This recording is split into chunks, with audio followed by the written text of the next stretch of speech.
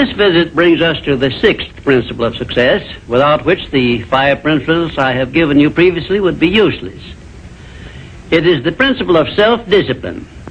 Self-discipline, as I am presenting it to you here, has reference not only to your mastery of negative habits, which stand in the way of your success, but more particularly to your development and enforcement of the positive habits you will need in order to avail yourself of the 6 assets you brought over with you in that sealed envelope I mentioned in our first visit. Now let me give you a list of the more important things over which you will have to exercise self-discipline before you can embrace and use the great master key to riches. 1, you will have to gain mastery over your tongue by acquiring the habit of thinking first and then speaking after you are sure that what you say will benefit you and not injure others. A loose tongue often is one's greatest liability. 2, you will have to exercise self-discipline in mastering the common tendency to strike back at those at whom you have a cause, real or imaginary, for a grievance. You must remember that everything you do to or for another, you do to or for yourself, because your every thought and every act which benefits or injures another person comes back to you in kind, greatly multiplied. So, if you feel that you must slander another person, do not speak it, but write it. Write it in the sands near the water's edge, then move away from it until the tides have flown. 3, you will have to exercise self-discipline over all of your emotions, particularly your emotions of love, hate, fear, and sex. These are the big 4 of your emotions, and they can make you or break you according to the extent of discipline you exercise over them. 4, your mental attitude needs discipline and control at all times. Lacking this discipline, it can, and it often does, drive away friends, destroy opportunities to get ahead, brings on physical and mental illness, develops stomach ulcers, and makes peace of mind impossible. 5, I have reserved the emotion of sex for special mention, because failure to exercise self-discipline over this emotion probably heads the list of all the causes of personal failure.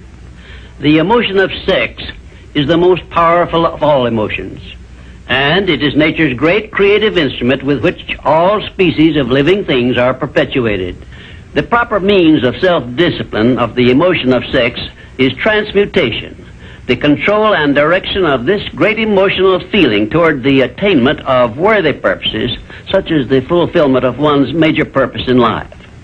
The great leaders, artists, orators, industrialists, and professional people have learned the art of sex transmutation through the proper system of self-discipline. Because of the delicacy of the subject of sex emotion, I am limited as to the information I can give you about it on this visit. But I have covered the subject much more in detail in some of my books. And 6, your stomach also needs discipline through the proper habits of dieting and fasting, because information on dieting and fasting should come from your own doctor. I will not go into details concerning them, except to call your attention to the need for knowledge on this subject. Personally, I attribute my sound physical health mainly to the habits of dieting and fasting which I have developed through the years. And 7, you will need to exercise self-discipline in relation to religion and politics, because our country, which is the most acceptable form of society civilization has yet produced, is made up of people of varying beliefs in connection with both of these subjects.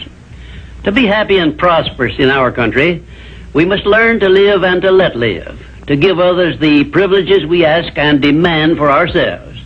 And this often calls for strict discipline over self. 8, but I have reserved until the last my reference to the most important circumstances over which you must exercise the strictest of self-discipline if you are to embrace and use the great master key to riches. I have reference to your profound privilege of taking possession of your own mind and directing it to whatever ends you may desire. You cannot take possession of your own mind or direct it to definite ends without a practical system. I have devoted the better portion of my past life to the revelation and presentation of such a system. And I know that this system works because it has been successfully used by many millions of people throughout the world. The system is not only practical and workable, but it is so simple that anyone who is ready for it may master it and use it successfully. Its use does not call for a genius nor a great amount of formal education. It calls only for a will to take possession of one's own mind and a definite purpose to which the mind is to be directed. Self-discipline by Thomas A. Edison made him the world's greatest inventor, who revealed to mankind during the first half of the 20th century more of nature's secrets than had been uncovered during the entire previous history of civilization. Self-discipline carried Wilbur and Orville Wright through a multitude of failures and enabled them finally to give the world its first practical airplane, an achievement which has made the world smaller and changed the entire trend of civilization. Self-discipline helped Helen Keller to triumph over deafness, blindness, and dumbness, a combination of afflictions such as most people never experience. Self-discipline helped me to carry on through years of heart-aching discouragement and defeat and give the world the first practical philosophy of success based on the know-how gained by hundreds of men and women who spent a lifetime by the trial and error method in discovery of the principles which lead to personal success. Self-discipline is among the top-ranking features of all the great religions, including, of course, the Christian faith. And there are some people who believe that our major purpose on earth is that of developing wisdom through struggle and self-discipline. One thing is certain: no one ever becomes very wise without the aid of self-discipline, and no one ever finds peace of mind and happiness without the strict exercise of self-discipline. Self-discipline is the only means of transmuting sorrow into faith. It is the only means by which we may transmute hatred of others into the milder emotion of sympathy for them. It is the only means by which we may reveal and profit by the seed of an equivalent benefit which comes with every adversity and every defeat. It is the only means by which we may shut out of our minds the deadly effects of past experiences of suffering and unpleasantness. And it is the means by which we may discover that other self we carry around with us, that self which has great capacity for belief and does not become influenced by failure and defeat.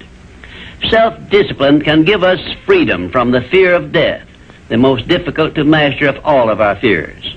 It can free us from the disease of hypochondria, the fear of imaginary illness with which so many people suffer and sometimes die. Self-discipline is the means by which we may think our own thoughts, live our own lives as we wish to live them, and remain forever free from the evils of fears and limitations which we have inherited from the dark ages before the dawn of civilization. The Creator never gives one an asset or benefit without passing along with it the means by which it may be embraced and used. Self-discipline, therefore, is the means by which the Creator provided us with a method of embracing and using the only thing over which we have unchallengeable control, the power of our own thoughts. And now, until our next visit, may I remind you that the habit of taking the line of least resistance makes all rivers and some men crooked.